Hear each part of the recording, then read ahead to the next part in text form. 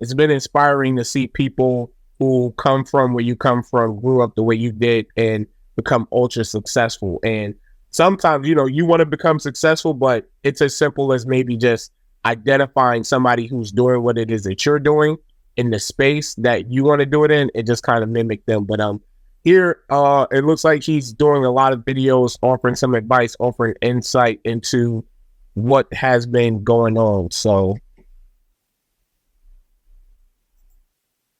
somebody asked me how I got so broke. Investing in my dreams. When you're investing in your dreams and you dream big, you always gonna be broke. You have a lot of shit, but I don't have no money for nobody else. That's what you call broke.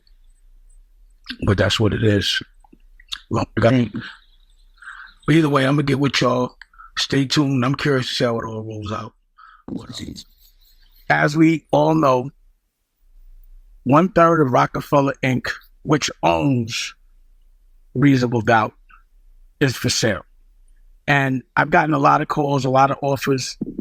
I don't know if people are hummer-stunting, or not. We'll see who shows up. But I definitely got some very healthy offers, and I appreciate those.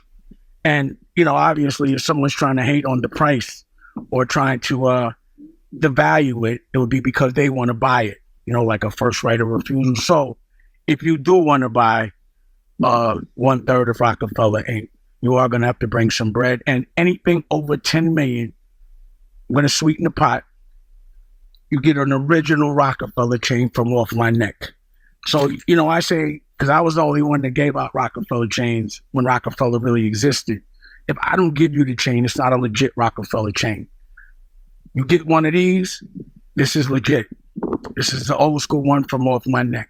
Like how when I took one off my neck and gave one to Kanye, Cameron, all that. So again, if you're going to call, please have the intention of spending some real money and actually completing the transaction. But if you come with the right amount of money, you're going to get a chain. Or, at least you'll have to battle with homeboy on the first right of refusal. Hop.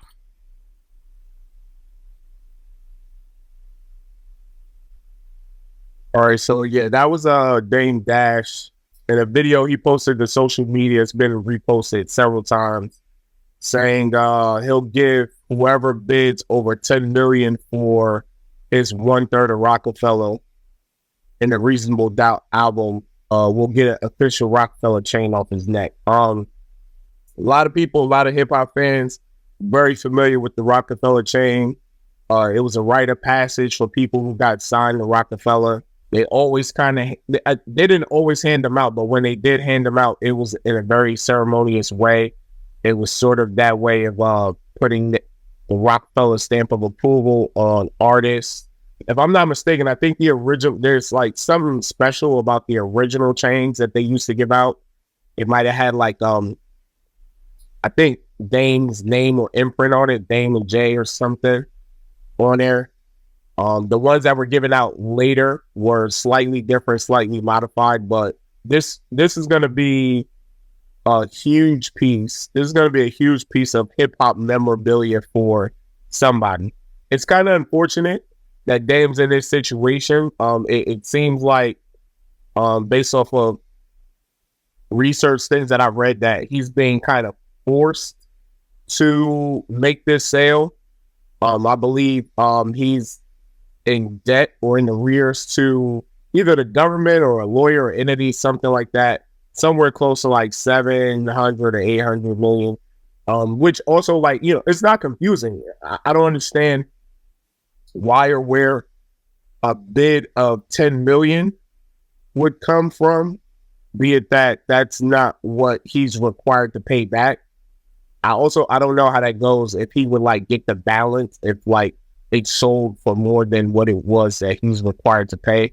I don't know where that money would go, but again, I would not be surprised if someone met him at that asking price. Roc-a-fella, Dame Dash, huge inspiration to a lot of people. A lot of people remember Dame Dash and the big pimping video on the boat, with the dance, with the shoulders going, really helped build up that Roc-a-fella roster.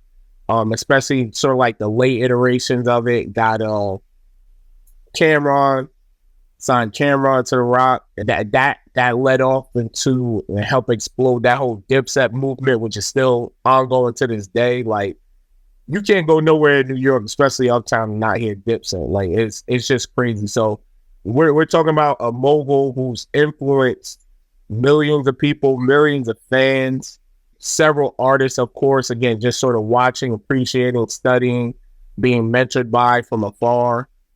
I don't particularly look at this as like an entirely sad situation. Like, I don't think that he may not have wanted to have to sell this, but he's still a mogul. People still recognize his contributions to the rap game, to hip hop, and certainly I know that I've been inspired by watching a lot of what he does and watching his business views and things of that sort. So we'll see. We'll see how it goes.